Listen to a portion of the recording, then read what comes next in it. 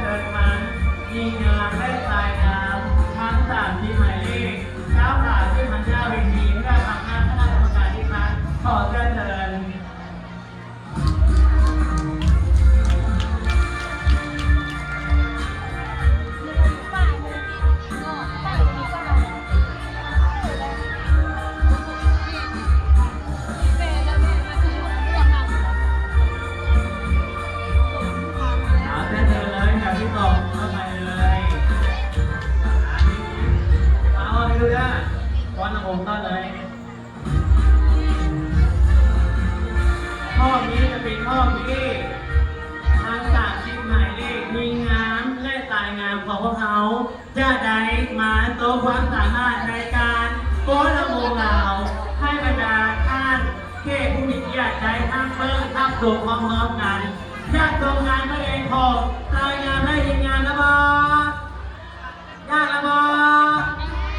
ขาดยาจะมีขนมขาดยาพอจะขาดยา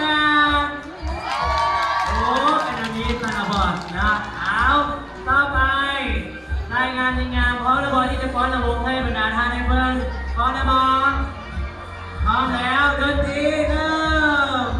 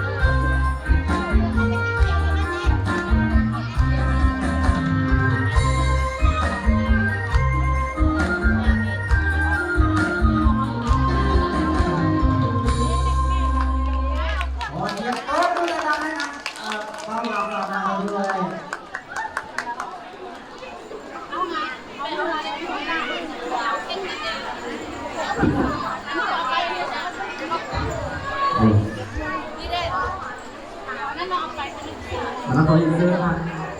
สาวงามเบางานของเขาลงพระพรทางหลังเวทีนอกเพื่อรอหน้าผลการพวกเราเข้าห้องสาวคนเนาะเดี๋ยวเรื่องนี้บ้างไปก็เป็นการประกวดว่าบ้างานสาวน้ำลึกจิ๋วของพวกเขาเป็นเรื่องตั้งคณะกรรมการตั้งใจว่าเอาจะมาเบายิงงานหรือตายงานก่อนก่อนอย่างก่อนก็ตายงานก่อนบอยิงงานก่อนบอก่อนอย่างอาจจะตายงานเรื่องไหนอาจจะตายงานอาจจะยิงงานบัดนี้ให้สาวภูมิเริ่มจากยิงงานก่อนเลยนะ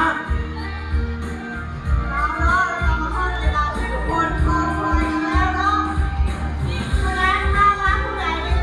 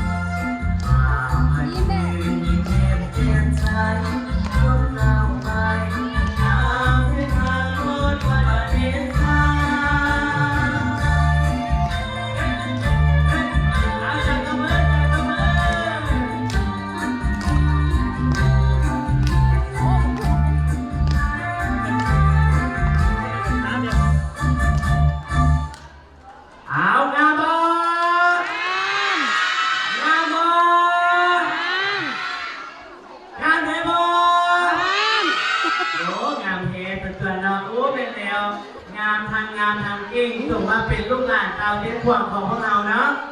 ต่อไปขอเชิญเดินทางสามหมายเลขก้าวผ่านตู้หลังเวทีครับเป็นพ่อเลยลูกเป็นพ่อเลยพ่อเลยเด้อพ่อนะหลังเวทีเนาะแล้วห้องต่อไปเป็นห้องที่เราต้องได้มาลุ้นกันว่าผู้ใดที่เข้าท็อป5ของพวกเราเนาะ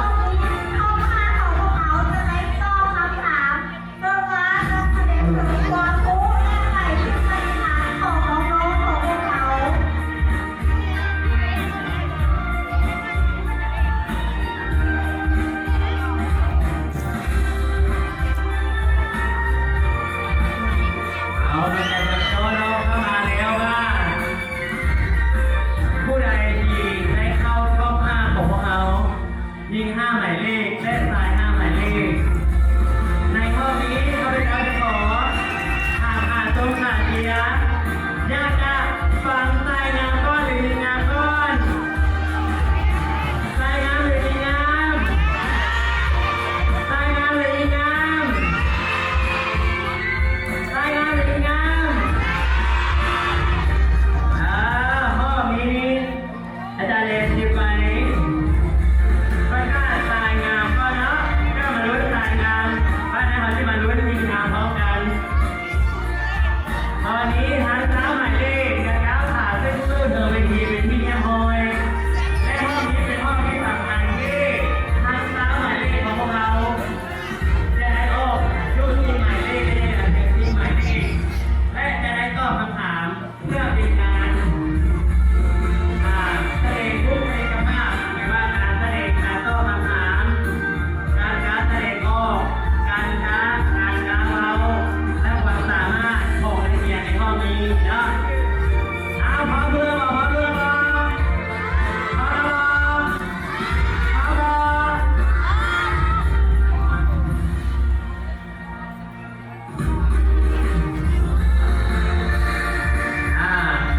อันนี้จะเป็นอันที่ยื่นลงเลยแต่พวกแก้วจะเป็นคำถามนี้พวกนี้ใครรู้เลยว่าจะเป็นอยู่ไหนเนี่ยหรือว่าง่ายมันจะเป็นในรูปแบบไหนอาจารย์เอกกระมูรายงานมีงานกระมูพ่อเขาบวนจะเอามาจากไหนอันนี้เป็นคำถามที่ว่าแก้ขึ้นมาแล้วอาจจะแก้ออกมาจากสองส่วนเลยนะเอามารู้กันเลยเมื่อที่ได้เข้ารอบรายงานเข้าห้าของพวกเราผู้ที่ได้แก่หมายเลขหมายเลข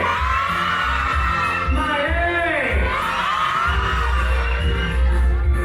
หมายเลขเจดีหมายเลขเจดีหนึ่งเท้าขา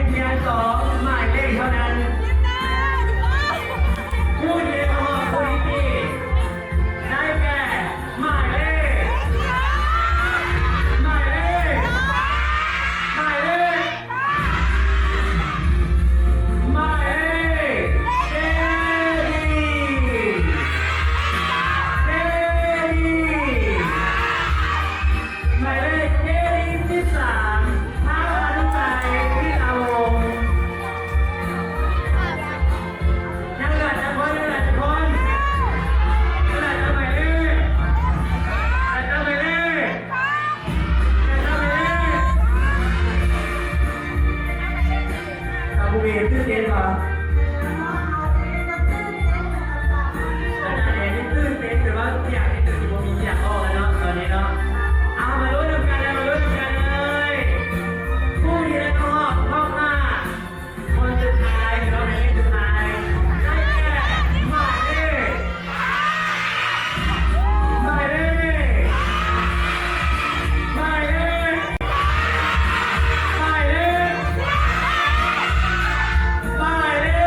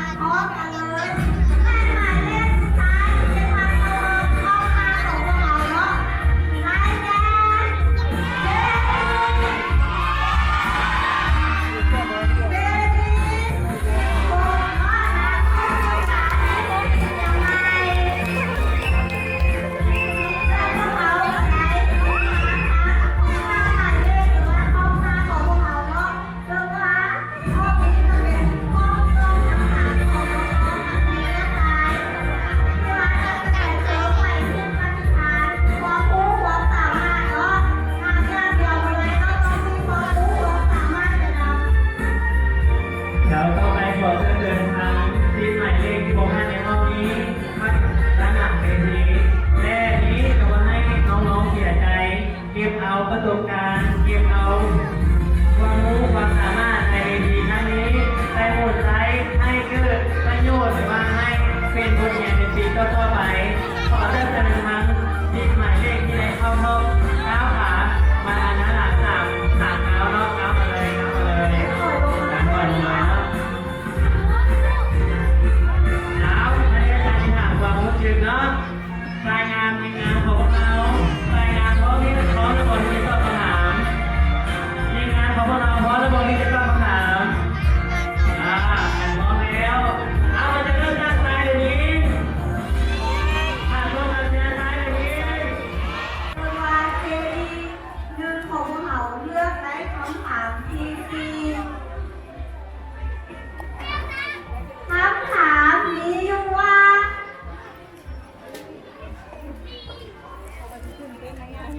เอาสายดำแล้วก็ ถ้าเกิดกรณีไฟไหม้พวกเขาจะปฏิบัติ โรแมน แนวไหนให้ตนเองปลอดภัยขอทวนถึงสำหรับคำถาม ถ้าเกิดกรณีไฟไหม้เขาปฏิบัติแบบใดให้ตนเองปลอดภัยโดยก็โดยจะต้องตื่นเต้นเนาะเอาผ้าสุกน้ำกระดาษมาปิดไว้ให้มีอากาศไว้ถึงหัดใจ ซึ่งให้เอาผ้าไปชุบน้ำแล้วก็มาปิดฝา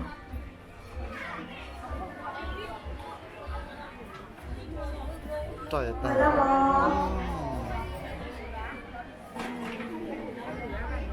โดยเนาะนั้นก็คือคำตอบของเจดีเรื่องของพวกเขาขอเสียงโต้มือนะคะให้กับเจเดิม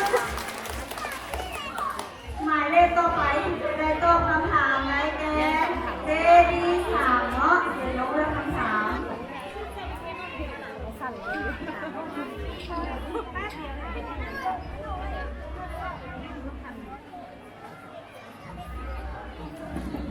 และคำถามที่เจดีสามของพวกเขาจบไว้มีอยู่ว่าเป็นคำถามที่ห้าเนาะคำถามมีอยู่ว่าการป้องกันตนเองและหมู่เพื่อนจากพยาธิโควิด -19 ควรเป็นอย่างไรขอโดยคำถาม การป้องกันตนเองและหมู่เพื่อนให้หายจากพยาธิโควิดควรเป็นอย่างไรเสริมตอบ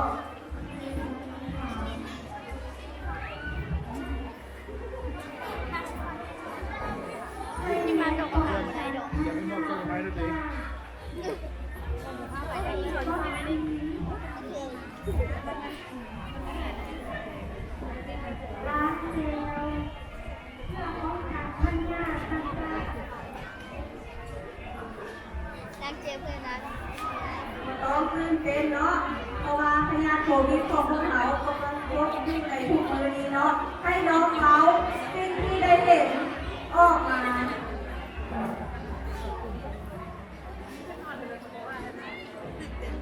แค่นั้นแค่ใช่วัดตรงกับแม่ไทยกระดาษ โดยเนาะที่มาไปนั้นก็เป็นการตอบคำถามของเจดีสามของพวกเขาเนาะขอเสียงโต้มือดังๆให้กันเนาะอีกครั้งด้วย น้ำหมัน ห ครั มา บ ยเลขต่อไปเจดีห้าเนาะ เพราะถ่ายเอาเนาะน้ำหมันการช่วยจังเป็นมั่วกันสะเทือนตัวก่อนก็เอามาหมันครับ และคำถามที่น้องเลือกได้แม้คำถามที่แปด มา คำถามนี้อยู่ว่าเวลาอยู่โรงเรียนหลานคิดว่าการเรียนแบบใดให้มวลและมีความปลอดภัยต่อตนเองและผู้อื่นขอจงบอกวันแรกและป้องกันตัวเองโดยน้อยที่มันแต่นั้นก็เป็นการตอบคำถามของเจดีห้าของพวกเราเนาะการเชิญหมายเลขต่อไปเลือกคำถาม คุณมี่ยิ้มเลยดิดุเอ้ยอ่ะคุณมี่ ดูพร้อมกันดูพร้อมกันอาจารย์เอกลุ้นเต็มที่เนาะ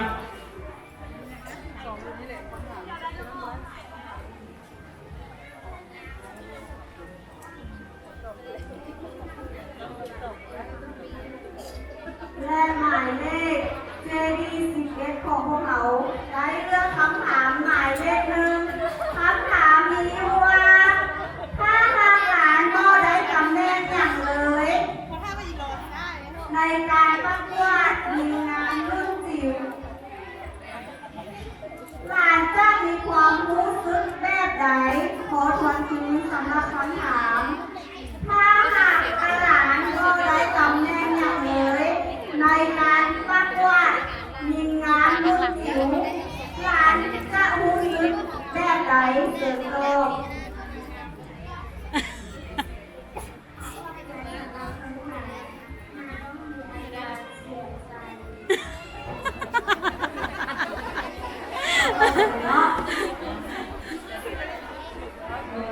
เพิ่นว่าถ้าเพิ่นบ่ได้รับตำแหน่งเพิ่นจะมีความเสียใจแต่ว่าถ้าเราบ่ได้รับตำแหน่งก็บ่เป็นหยังเนาะ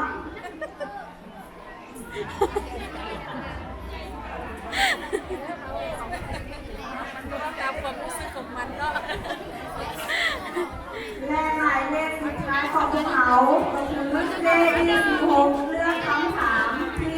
11คำถามมีอยู่ว่าแหล่งน้ำที่สะอาดมีคุณประโยชน์อย่างต่อคนเขาและควรรักษาแหล่งน้ำแบบใดขอทวนคืนสำหรับคำถาม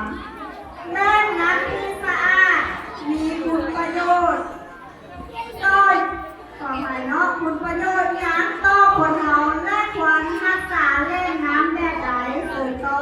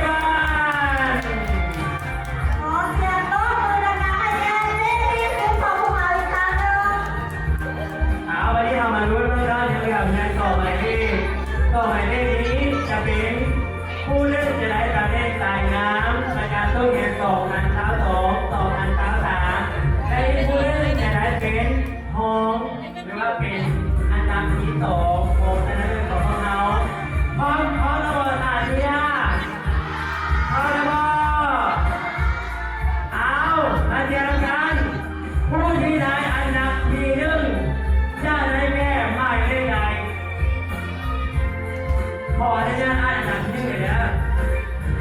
อันที่หนึ่งสองอันที่หนึ่งสองหนึ่งสองหนึ่งสองหนึ่งสอง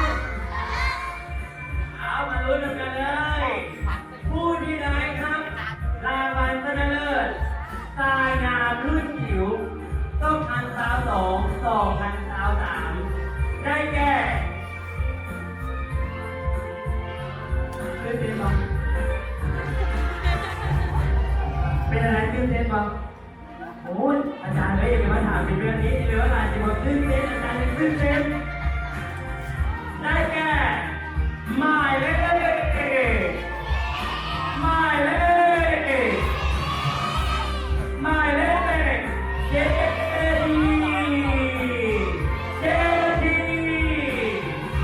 เจดีเจ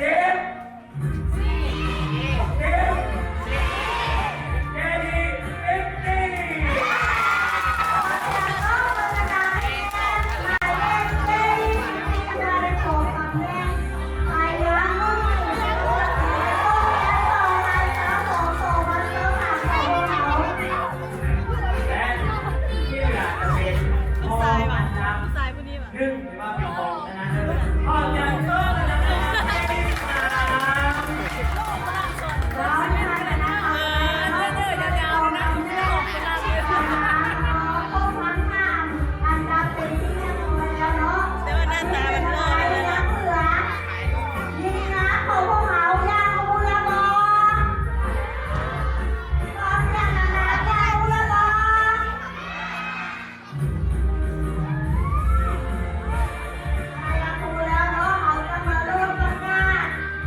อันดับ5ของหญิงน้ำของพวกเราเนาะ เอาเนาะเอาขออภัยเราจะมาให้ประธานท่านมา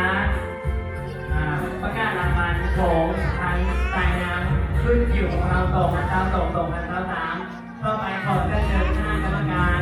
ท่านพรทวีก้าวผ่านขึ้นเวทีเพื่อมอบรางวัลและสายสะพายให้ทางสายน้ำของเขาขอเชิญ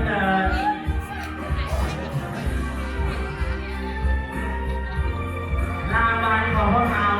รางวัลที่หนึ่งของพวกเราจะได้อยู่มูลค่า8,000 กีบพร้อมด้วยสายสะพายและก็เราหมายพร้อมด้วยตุ๊กตา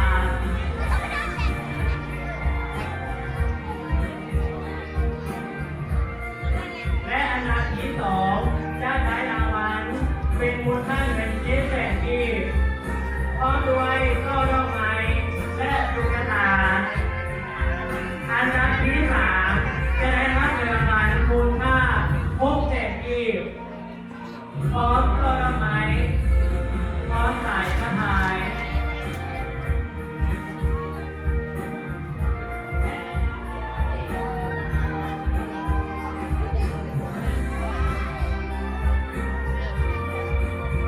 และอันดับที่จะได้เงินรางวัลเป็นมูลค่า6,000 กีบหรือ5,000 กีบประมาณเนาะ5,000 กีบเพราะว่าที่กับที่นั่นจะเป็นตรงเฉยหรือว่าเขาเข้ารอบหน้าของพวกเขาจะได้รางวัลอยู่5,000 กีบพร้อมด้วยโซ่ดอกไม้และตุ๊กตาพอจากต้มคือเป็นน้ำมันอีกแล้วตรงเสียงของเราเพื่อ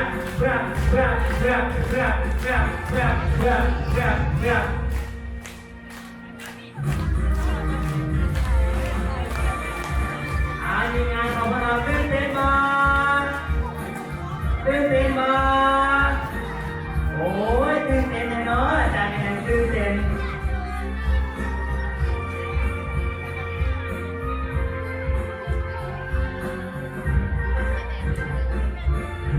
เราจะมอบรางวัลผู้ปกครองขาดตรงขาดเสียและที่มาให้ผู้ชนะหน้าเวทีเนาะเราจะมอบรางวัลให้ทางสายน้ำในลำดับต่อไปเราจะเป็นการประกาศผลของทีมงาน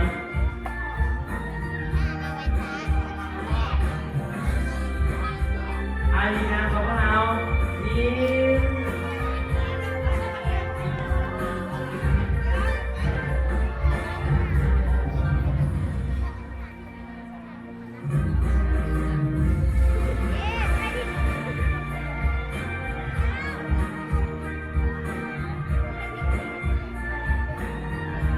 ของเดินทางคณะกรรมการเนาะอันนี้ก็รางวัลแล้วเราจะมีการให้หูไว้เป็นเดือนนึงเพราะว่าบางคนเขาอาจจะจบในปีนี้หรือว่าในช่วงอย่างนี้เป็นง่ายๆคือผู้ที่ได้รับรางวัลที่ถือเท้าวิลเลียมและเท้าอนุสัยเราจะเป็นนักเรียนยุคการป .5 ของเราก็ไม่นักเรียนจะเป็นนักเรียนป .5 ของเราได้จบจากโรงเรียนของเราในปีนี้แล้วแต่เชื่อว่าทางจากน้องจะไปหันขยายจะไปเอาความรู้ประสบการณ์ที่ในการประกวดในครั้งนี้ได้เป็นบทเรียนและข้อถอดบทเรียนในการแข่งขันต่อไปให้เชื่อต่อข้อบทและได้รับบทสำเร็จการประกวดของเราเนาะปีนี้ก็คือวิธีง่ายๆของเราคือวิธีเราโรงเรียนของเราก็มีนักเรียนที่ว่าเขาสร้างน้องเองตั้งแต่ที่โน้นที่ขึ้นไปเขาสามารถไปเป็นวิธีใดเนาะนั่นก็เป็นนักเรียนของเราที่ว่าสามารถจบไปแล้วไปสามารถสร้างบทบาทในวิธีที่ง่ายในวิธีที่หลากหลายได้อีกเนาะ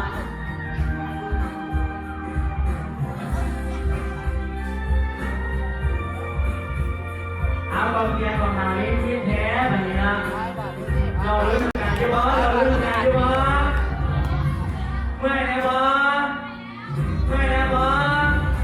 อย่าบ้าเมื่อยก็เดี๋ยวนี้อย่าบ้าเมื่อยก็เดี๋ยวนี้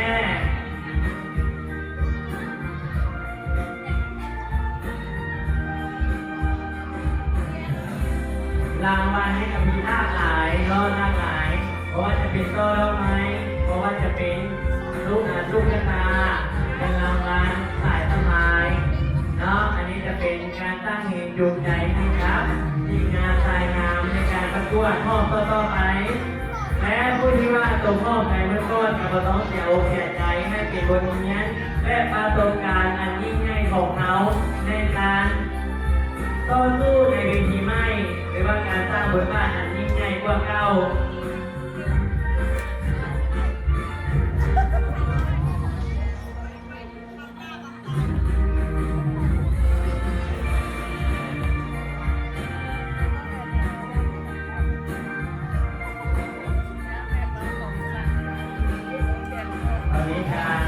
มอบสายสมัยให้นั้นผู้ที่ได้ของตำแหน่งอันดับหนึ่งหรือว่ารางวัลชนะเลิศของเราไปทีมมาแล้ว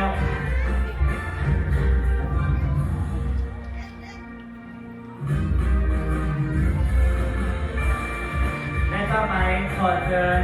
ท่านนายสดำภูผาขึ้นมาให้หู้เพื่อเป็นเรื่องกับรายงานของเราอีกครั้งเนาะไปหลังที่เขาประกาศเรียบร้อยแล้วจะให้ทางผู้ปกครองของเราขึ้นให้ผู้ตามอัธยาศัยเนาะอดใจรอด้วยกันนะที่เด้อโอ้รางวัลล่าใหม่เป็นห้องบอลเนาะรางวัลนี้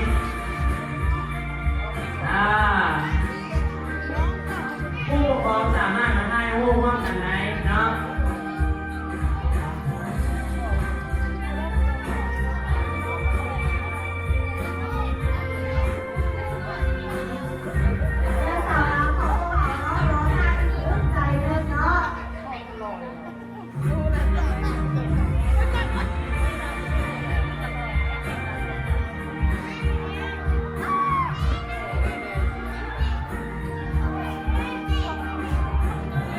ต่อไปขอเชิญผู้ปกครองรายงานทางหน้าหมายเลข93ที่เดิมเป็นทีเพื่อได้ผู้เป็นเดือนเรื่องในแก้ลูกหลานเนาะขอเชิญเลย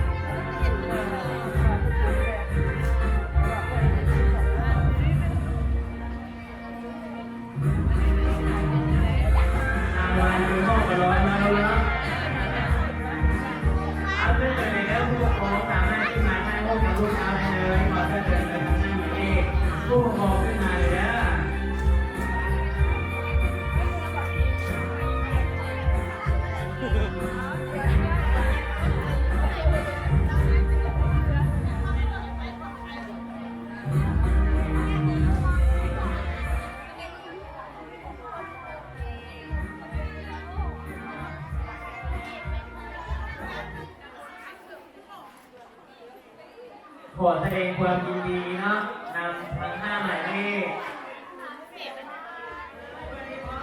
สนใจและสนใจเยอะๆ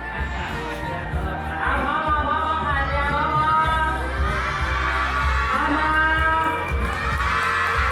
โอ้ผ่านแล้วของเราพร้อมแล้ววันนี้น้องลูกนี่เหงานอนชื่อวันนี้พร้อมแล้วผ่านแล้วของเราพร้อมแล้วจับตัวเองได้เลย เอาเนาะนะคะต่อไปข้าพเจ้าจะขอประกาศผู้ที่ได้รับ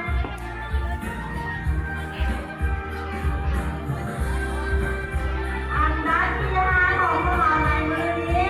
ได้แก่หมายเลขใดผู้ทรงผู้เสียของพวกเราหมายเลขใดเอาเนาะต่อมาอันดับ5ของพวกเราได้แก่หมายเลข หมายเลขเจดีย์หนึ่งมากันพิยาอุปาลวันขอเสียงปรบมือดังๆให้แก่เจดีย์หนึ่งของพวกเราด้วย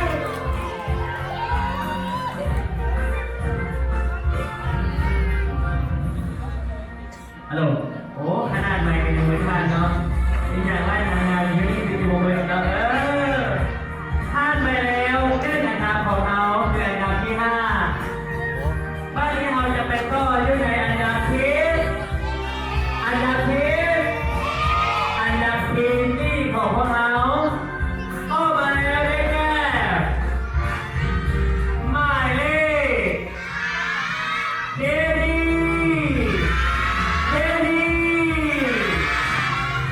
หมายเลขเจดี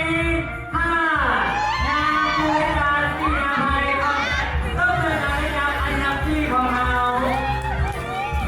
แล้วสุดท้ายของรายการไปแล้วสองอันดับนั่นก็คืออันดับที่และอันดับ5เนาะต่อไปเขาจะไปรุ่นกันกันเพื่อว่าแม่ถ่ายเนาะจะไปทำกับอันดับ3หรือว่าโมอันดับ2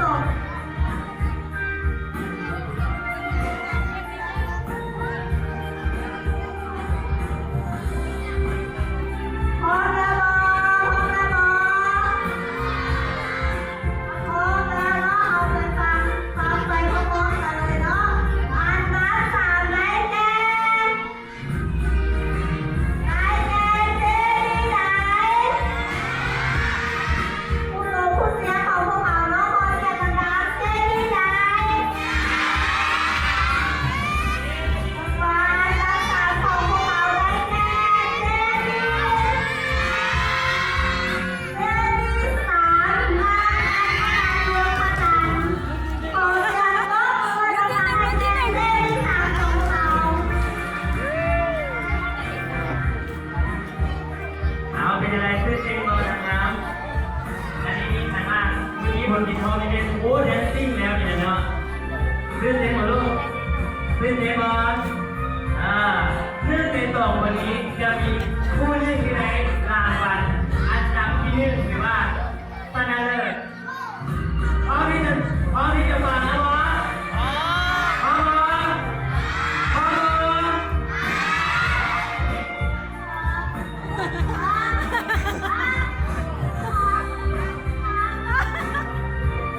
จะหัวเลยเนาะ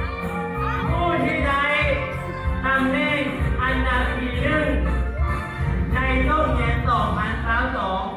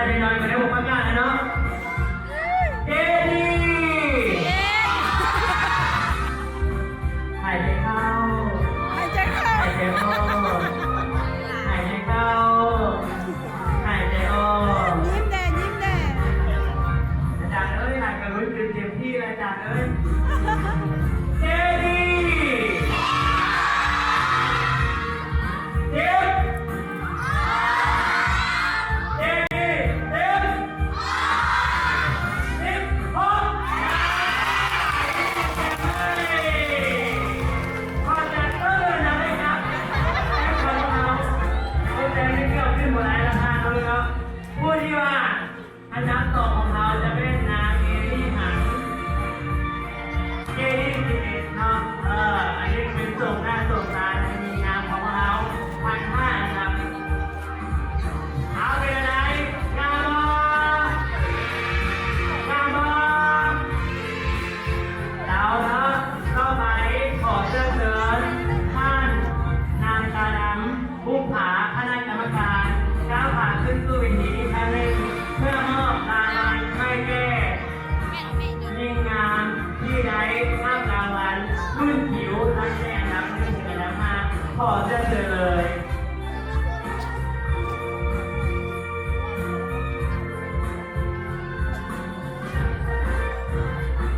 เอาจะเริ่มจากอันดับที่5ขึ้นมาเลยเนาะวันนี้จะขอขอบใจนะผ่านตรงผ่านเสียทุกภาคส่วนเพื่อผู้เรียนทุกภาคส่วนที่ให้การสละเสียเวลาอันมีคุณค่าของงานเข้ามาร่วมในงานเฉลิมฉลองวันที่7ตุลาคมวันที่มีการของเราอยู่ในวันนี้ขอบคุณใจทุกคนมายังวันนั้นทุกภาคส่วนโชคเดินทางกลับมาด้วยความปลอดภัยท้ายนี้บอกไว้แน่ทุกภาคส่วน Siema goście, szajtan to powiedział, ale nie no, ja pan tam, ty też to. เพราะว่าจะเป็นน้องน้อยนักเรียนช่วยกันทุกคนขอให้ทุกท่านทุกคนทุกคนสำเร็จทุกในประการและถ้าพเจ้าผิดพลาดอะไรขอโทษมาในทันทีด้วย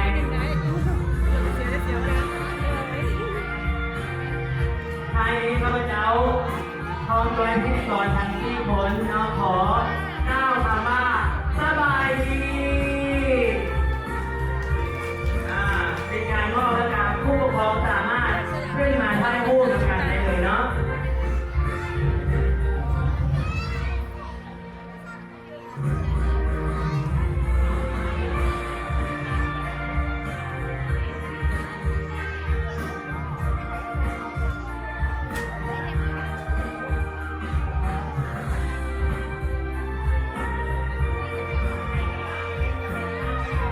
ก็จะมองมองกันไหนมา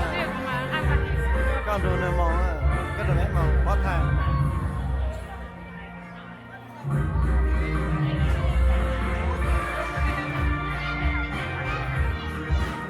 Đến mấy trong play lấy thì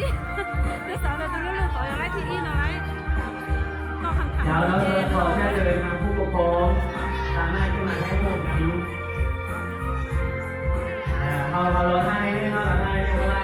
คณะกรรมการของเราในมอบรางวัลในวันนั้นตอนนี้เพื่อตอนนี้ยังอยู่ในที่3เนาะเพราะว่ารางวัลของเรามีค่าหลายรางวัลในเรามองตาน้อยนึงขอให้ผู้ปกครองคนใจโดนกันเนาะ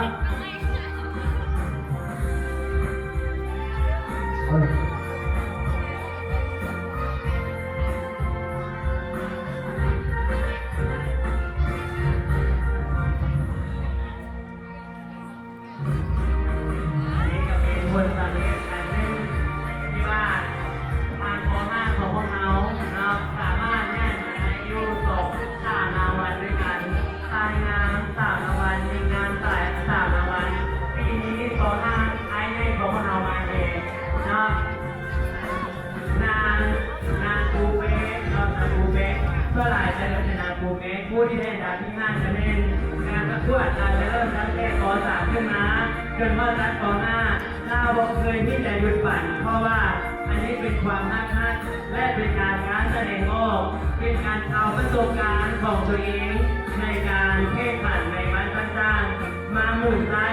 ให้เกิดโลกออกผลและทีนี้เราจะต้องผลสำเร็จแล้วข้อแสดงความก็คือตรงเตยก็นำภูเพชรอันดับที่ 5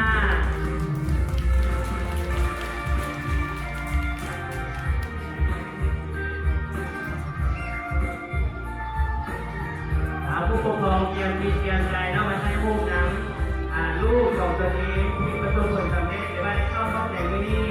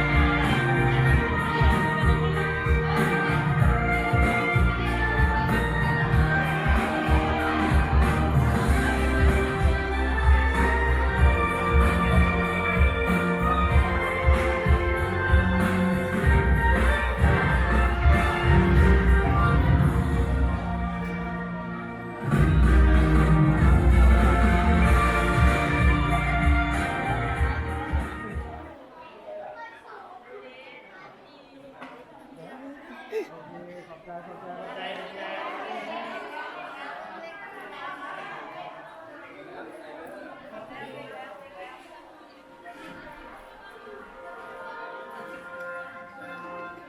ยินฟ้าห่ำห้อง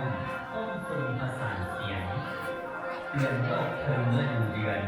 มิถุนาเวียนใกล้คนก็ไหลลิ้นย่อยลอยลงลิ้นหลังฟังเสียงทุกเกียรติโมสลองห่าวตื่นฝนเหมือนดังมันเปล่าเจงบุกโมกสาวนาจัดหาผ้าชุดไถเอก โอเค ลงสุนาทางพ่วงมัดยำปูปลาฤดูกาลมาฮอดแล้วหันหน้าเด็กนานสาวนาเอ้ย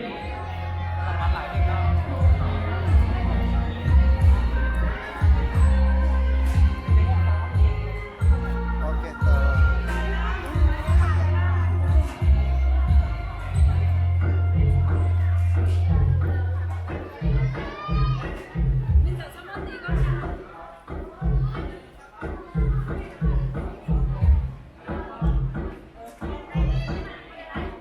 ฮัลโหลครับอาจารย์เนี้ยวถ้ากรรมการทีมมองกันก็น่าคงวันเลย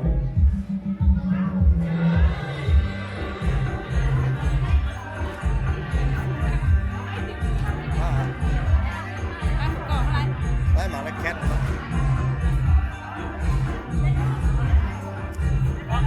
ตัวนั้นให้ครบ